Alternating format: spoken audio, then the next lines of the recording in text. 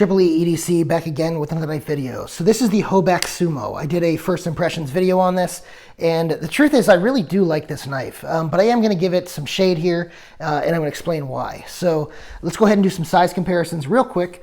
We're going to do the Benchmade Mini Griptilian and the Benchmade Griptilian. So the size is a little bit deceiving on this, as it's kind of between the size of those two, and it looks a little bigger than it is. Here is the Para 3 and the Paramilitary 2. Again, sort of an in-between size, although it's favoring, you know, it's a larger blade than the Para 3, but a smaller handle. And I think that's probably good enough for the size comparisons. There is one other size comparison, which I'll bring in later, which you will see why. So let's go ahead and talk about this knife as, you know, in general, what I think about it and what I like, what I don't like. First of all, the build quality on this is outstanding. This has outstanding build quality. Titanium, I believe this is M390, can't remember, or 20 CV. Hoback, I think, uses 20 CV. Yeah, it's high-end steel, it's high-end titanium. The coating on the titanium is excellent. It feels really nice. I've had a lot of DLC titanium before. This is one of the better ones I think that I've felt. The ano on here, look at the purple on that. I mean, you know, I've had some really crappy ano in my time, and this is beautiful ano. So very happy about that. The satin finish on this is quite nice, as you can see, and you can see the differences in the finish over here in the fuller. The design cues on this are bordering on the futuristic, which I think is interesting, especially for Hoback. You know, he has some different designs out there, but this one is kind of the most futuristic I've seen of his. The ergonomics on this are actually really good and really bad. So without the clip, the ergonomics on this, I would say, are probably about an 8 out of 10. Really very good ergonomics, right? I mean, I have size large gloved hands.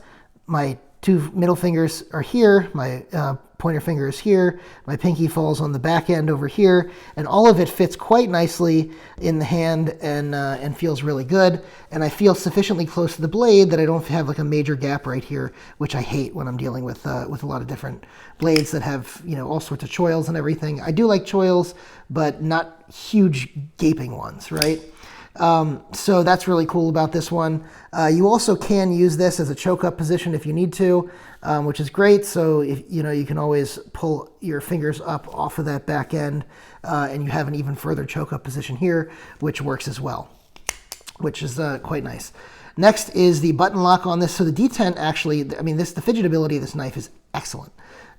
You have the finger open with the fuller. You have the thumb open with the thumb stud right there. You have the middle finger flick with the thumb stud on the back end. You have the middle finger flick with the fuller on the back end. You have the button lock over here that you can sit here and play with. You have the flipper tab that you can sit here and play with.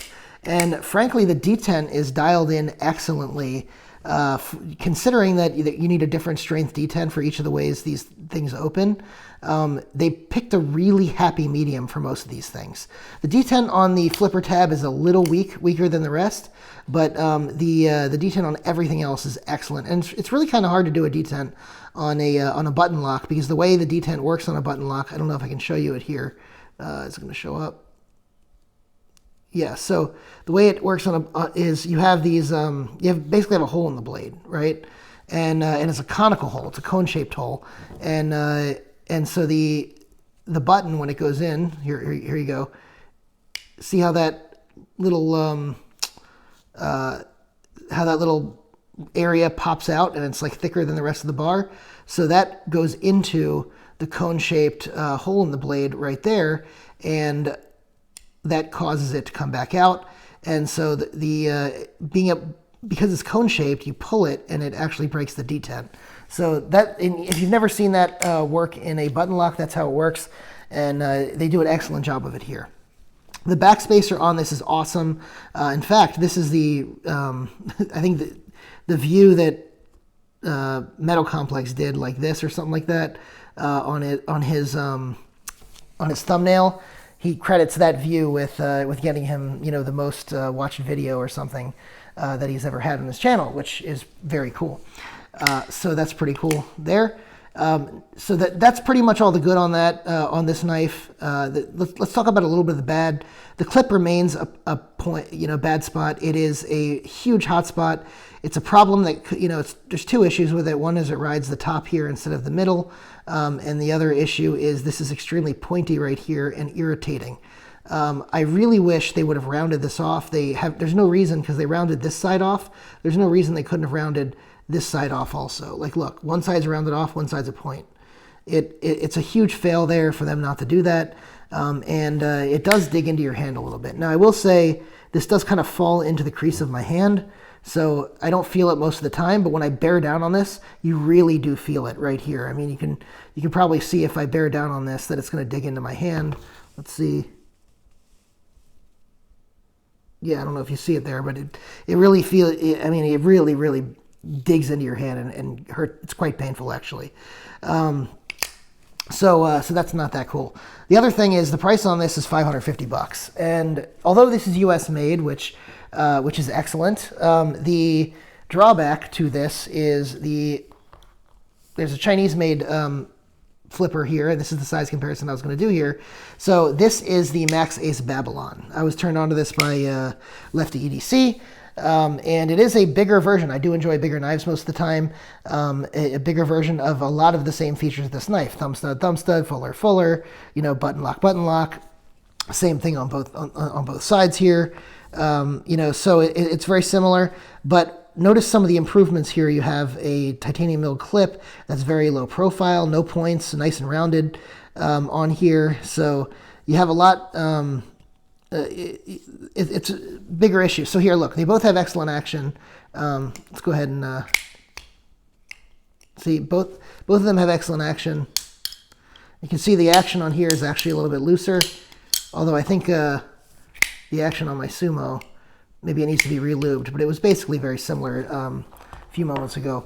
In any event, this one is in excellent action. It has a lot of the same features, again, all the same opening methods you have here, except the only thing it doesn't have is a flipper tab. So, and the truth is you don't use the flipper tab method of opening that often because it's a little bit sharp right there and a little bit hard to get to as a flipper tab. But this is, in many ways, a better knife across the board. This is more comfortable.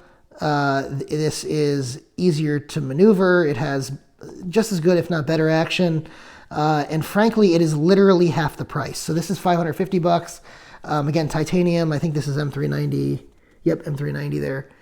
So titanium M390 is literally half the price. These run about $215 to $250 depending on what website you buy them from, and this is $550. So this is less than half the price. It's really hard to justify this one knowing that's the case.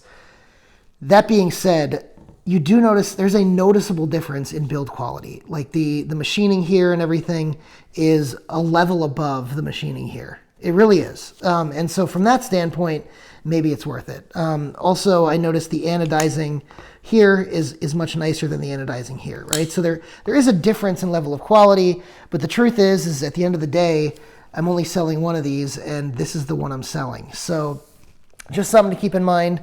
So do I recommend this knife? Yes, but I don't recommend it for the casual buyer.